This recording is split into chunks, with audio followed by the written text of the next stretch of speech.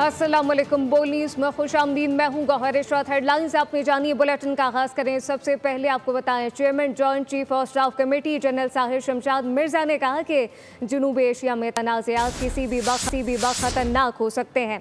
कहा गया कि तनाज़ा कश्मीर समेत कई बुनियादी मसाइल हल तलब हैं। Chairman joint chief of staff committee general Sahir Shamshad Mirza ने वाज़ेह कर दिया कि जनूबी एशिया में तनाज़ात किसी भी वक्त खतरनाक हो सकते हैं। तनाज़ा कश्मीर समेत कई बुनियादी मसाइल हल तलब हैं। जनूबी एशिया में जंग का खतरा टला नहीं, पाकिस्तानी अस्करी हुक्काम का खदशा जाहिर। सिंगापुर में जारी शंग्रीला डायलॉग के दौरान एक खिताब में chairman joint chiefs of staff committee general Sahir Shamshad Mirza ने कहा है कि जनूबी एशिया में तनाज़ात किसी भी वक्त खतरनाक हो सकते हैं। Nuclearized South Asia presents a risk of strategic miscalculation of a global consequence. Post Pahalgam, the threshold of an escalatory war has come dangerously low, implying greater risk on both sides. General Sahir का कहना था कि खित्ते में बहरानों से निपटने के इदारा जाती निज़ाम न सिर्फ नाजुक हैं बल्कि गैर मसावी भी हैं। जनूबी एशिया को एशिया पैसिफिक की इस्तेहकाम से मुताल्लिक मुकालमे से अलग नहीं किया जा सकता, क्योंकि यहाँ तनाज़ा कश्मीर समेत कई बुनियादी मसाइल हल तलब। पाक भारत कशीदगी के तनासुर में पाकिस्तान का मौक़िफ़ आलमी सतह पर पेश करने का मिशन। चेयरमैन पीपल्स पार्टी बिलावल भुट्टो सरदारी वफ़द के हमरा न्यूयॉर्क पहुँच गए। कल वक़्त में मुत्तहदा के सेक्रेटरी जनरल एंटोनियो गुतेरेस से अहम मुलाकात करेंगे, जिसमें लाइन ऑफ कंट्रोल की सूरत हाल, मकबूजा कश्मीर में इंसानी हुकूक की खिलाफ वर्जियों और भारतीय जारहाना अज़ाइम पर पाकिस्तान के तहफ़्फ़ुज़ात से आगाह किया। पाकिस्तानी वफ़द न्यूयॉर्क में मुख्तलिफ अमरीकी थिंक टैंक, कांग्रेस के अरकान और पॉलिसी साजों से भी मुलाकातें करेगा, ताकि जनूबी एशिया में पायदार अमन के लिए पाकिस्तान का मौक़िफ़ उजागर किया जा सके। वज़ीर ख़ारजा बिलावल भुट्टो 5 जून को वाशिंगटन में मारूफ अमरीकी think tank middle east institute में होने वाली एक बैनुल-अक़वामी कॉन्फ्रेंस से भी खिताब करेंगे।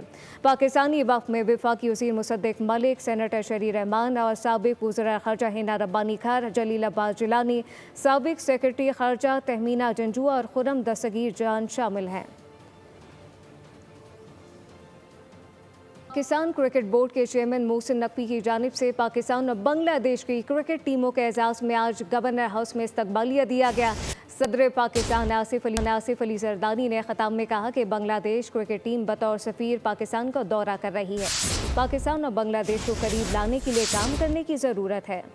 पाकिस्तान और बांग्लादेश क्रिकेट टीमों के एजाज़ में गवर्नर हाउस लाहौर में इस्तकबालिया। सदर आसिफ अली जरदारी मेहमान खुसूसी थे। वज़ीर दाखिला और PCB चेयरमैन मोहसिन नकवी ने खिलाड़ियों से सदर का तारुफ करवाया। सदर आसिफ जरदारी ने मेहमान टीम का भरपूर खैर मकदम किया। कहा कि बांग्लादेश क्रिकेट टीम बतौर सफ़ीर पाकिस्तान का दौरा कर रही है। मैं उस नस्ल से ताल्लुक़ रखता हूँ जिसने हमें अलहदा होते देखा। आजकल की नस्ल अलहदगी के दर्द की कैफियत को नहीं समझ सकती। किसी भी तरह हमें इस दर्द का मदावा करना है। पाकिस्तान और बांग्लादेश को करीब लाने के लिए काम करने की जरूरत है। मिलकर ऐसे इक़दामात करने होंगे जिससे दोनों मुल्कों के अवाम खुशहाल हों। Bangladesh, I'm not the generation which saw us part, as two brothers parting. So my pain is still there. There are younger generations who don't understand this pain, who don't understand this issue that happened with us.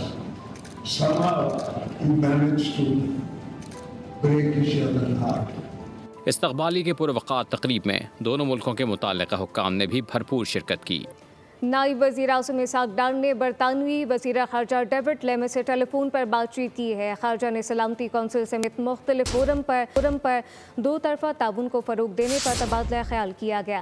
तर्जुमान दफ्तर ख़ारजा के मुताबिक अक़वाम मुत्तहिदा के तहत New York में आला सतह के event में रवाबित रखने और मुलाकात पर इत्तफ़ाक़ कर लिया गया है। और अब ये जानिए, कनाडा में होने वाली G7 इजलास में मोदी की शिरकत से रोकने के लिए सिख तंजीमें सरगर्म हो गई। कैनेडियन हुकूमत से भारतीय वज़ीर आज़म को मदऊ ना करने का मुतालबा कर दिया गया। टोरंटो की सिख फेडरेशन का मौक़िफ़ है कि नरेंद्र मोदी को मदऊ करना दुरुस्त नहीं होगा। जब तक भारत कनाडा में मुजरिमाना तहकीकात में ताउन नहीं करता, उसे मदऊ ना किया जाए। इंसानी हुकूक के मसाइल को इक़्तिसादी मफादात पर तरजीह दी जानी चाहिए। CBC न्यूज़ के मुताबिक कनाडा G7 के रहनुमाओं की मेज़बानी कर रहा है। हादसात और दीगर वाक़यात का जिक्र करें। हुसैनाबाद में दोस्त ने फायरिंग करके दोस्त की जान ले ली। कत्ल के मरकजी मुलजिम दिलावर ने अज खुद गिरफ्तारी दे दी। पुलिस ने पहले 4 मुलजिमान को गिरफ्तार किया। पुलिस हुकाम का बताना है कि गिरफ्तार मुलजिमान ने जुर्म छुपाते हुए वाक़े को डकैती मुज़ाहमत का रंग देने की कोशिश की थी। हुसैनाबाद में अफसोसनाक वाकया, दोस्त का कातिल निकला। मकतूल हारिस अपने दोस्त दिलावर की गोली का निशाना बन गया। पुलिस के मुताबिक कत्ल के मरकजी मुलजिम दिलावर ने अज खुद गिरफ्तारी दे दी। दिलावर का वीडियो बयान भी सामने आ गया। कहा, हारिस मेरे बाड़े आया था जहाँ मेरा लोड पिस्तौल रखा हुआ था, अनजाने में गोली चल गई। मुझे नहीं पता था टेबल पे पिस्टल पड़ा हुआ था, वो चेंबर हुआ हुआ था, मुझे नहीं पता था। वो बस क्या गलती होगी, क्या हुआ, वो ट्रिगर मुझसे दब गया अनजाने में। मैंने कोई जानबूझ के कुछ नहीं किया। वो मेरा दोस्त है, बहुत पुराना बचपन का दोस्त है। पुलिस ने कत्ल के शुबे में पहले 4 अफराद को गिरफ्तार किया। पुलिस हुक्काम के मुताबिक इब्तदाई तफ्तीश में मुलजिम के दोस्तों ने जुर्म छुपाते हुए वाक़े को डकैती मुज़ाहमत का रंग देने की कोशिश की। मुलजिमान के खिलाफ मजीद कानूनी कार्रवाई का आगाज कर दिया गया। पुलिस का कहना है कि मुलजिम दिलावर से बरामद शुदा असलहे का लाइसेंस भी सामने नहीं आया। मकतूल हारिस बाइक राइडर और अजीजाबाद 2 नंबर का रिहायशी था। कराची के इलाके बनारस पुल पर वाटर टैंकर उलट गया। पुलिस हुकाम का बताना है कि सड़क पर गड़ा होने के बाद टैंकर उल्टा। हादसे में एक शख्स जख्मी हुआ। टैंकर को सड़क से हटाने के लिए लिफ्टर को भी तलब कर लिया गया है।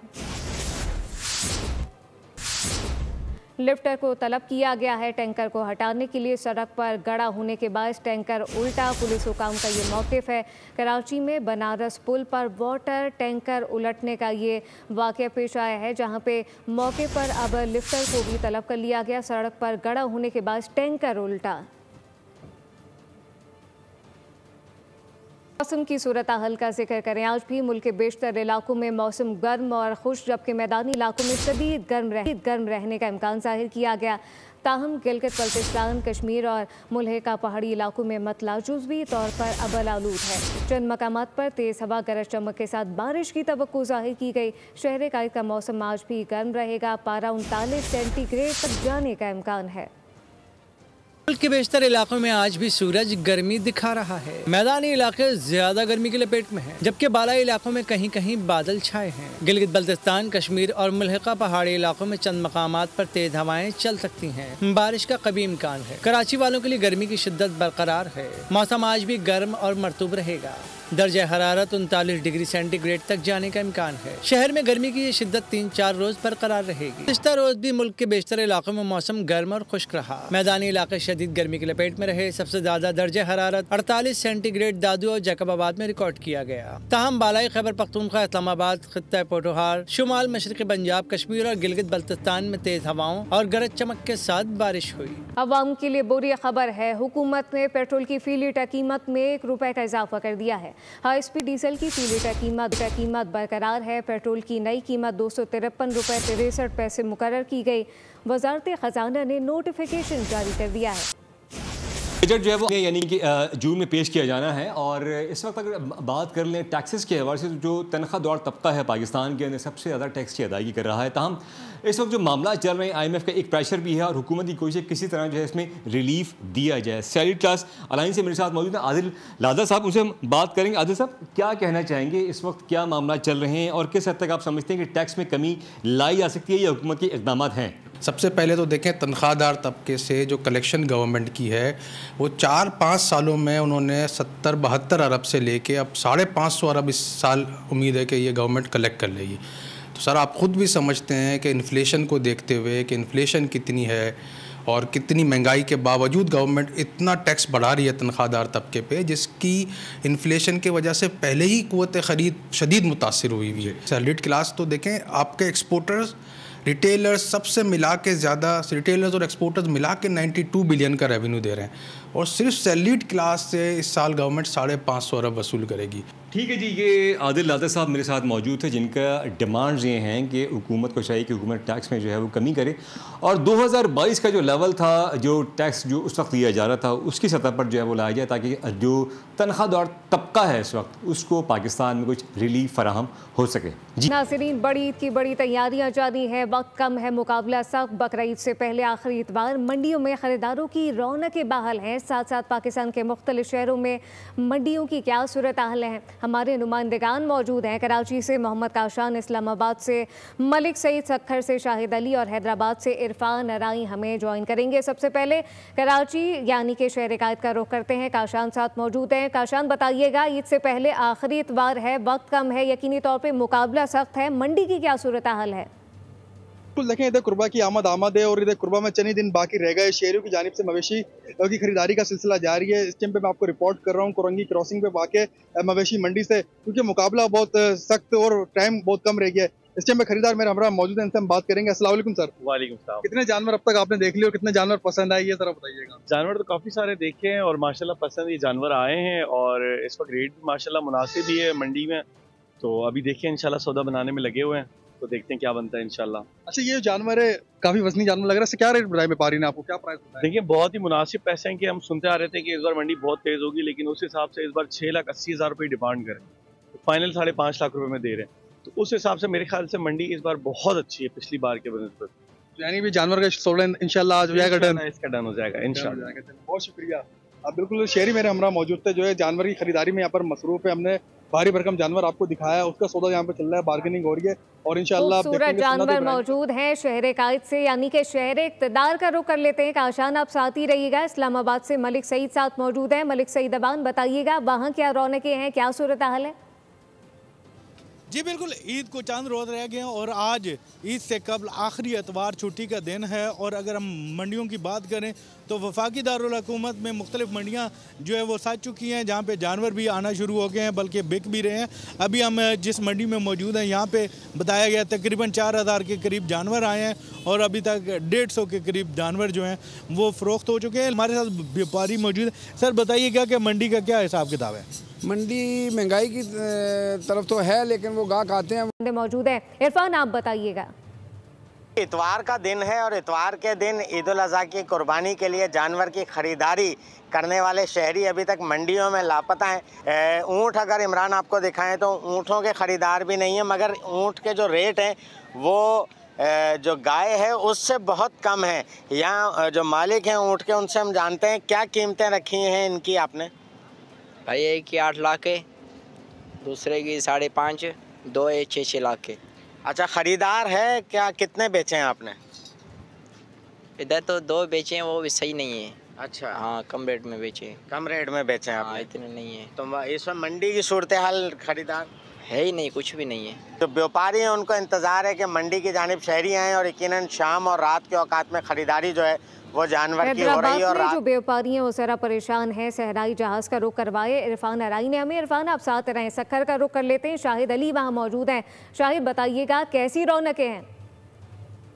आज इतवार है और आखिरी इतवार है, इसके बाद ईद कुर्बान जो है वो सर पर आ गई, यानी करीब आ गई है।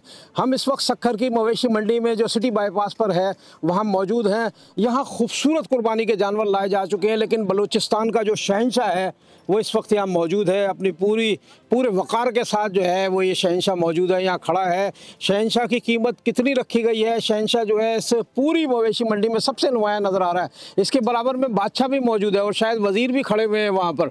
लेकिन ये है कि शहंशाह जो है उसकी अपनी तमकनत है, अपना एक वक़ार है और बड़ा खूबसूरत जानवर है। आप देखें कद में ये मुझसे भी बड़ा है। अब पूछते हैं मालिक से कि कितनी इसकी डिमांड है। आप बताइए, ये शहंशाह जो है वो जिस सल्तनत में जाएगा कितने पैसे में जाएगा? ये हम लोग इसके 15 लाख मांग रहे हैं, इंशाल्लाह 15 लाख में ही जाएगा। अब देखते हैं कि ये शहंशाह किसकी सल्तनत में जाकर कुर्बान होगा इस ईद उल अज़हा पर। इस वक्त जो है शहंशाह की कीमत 15 लाख है, उसमें कमी बिल्कुल नहीं हो रही है। जी, अमेरिका की मैसाचुसेट्स इंस्टीट्यूट ऑफ टेक्नोलॉजी की ग्रेजुएट का अपनी यूनिवर्सिटी से इसराइल से ताल्लुकात ख़त्म करने का मुतालबा।